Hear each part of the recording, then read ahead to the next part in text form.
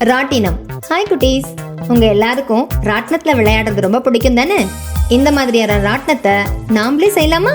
அதுக்கு தேவையான பொருட்கள் பாதியாக உள்ள பிளாஸ்டிக் கப்புகள், பெரிய ஸ்ட்ரா, குச்சிகள், பென் ரீஃபில், வட்டமான பிளாஸ்டிக் பாக்ஸ், ஒயர். பேனா ரீஃபில் எடுத்துக்கோங்க.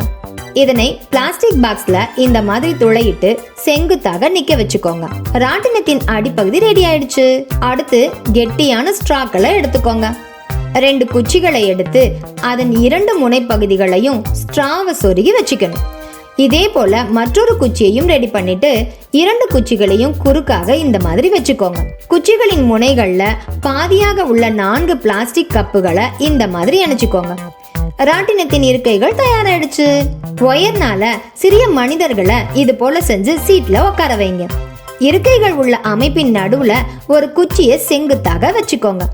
ராட்டினத்தின் மேற்பகுதிய அடிப்பகுதியுடன், அதாவது பிளாஸ்டிக் கப்ல செங்குத்தா உள்ள பேனா ரீஃபிலுக்கு உள்ள செருகி வைங்க.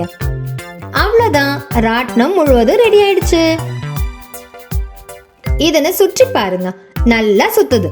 காற்றோட்டமான பகுதியில இதனை வச்சு பாருங்க. வாவ், அருமையா சுத்துது.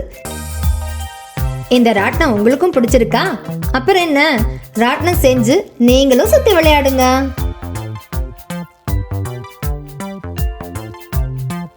இங்கு உணரப்படும் விசை மைய விலக்கு விசையாகும். ஒரு வட்டப்பாதையில் நகரும் ஒரு பொருளால் அது சுழற்சியின் மையத்திலிருந்து வெளிப்புறமாக செயல்படும் விசை மைய விலக்கு விசையாகும்.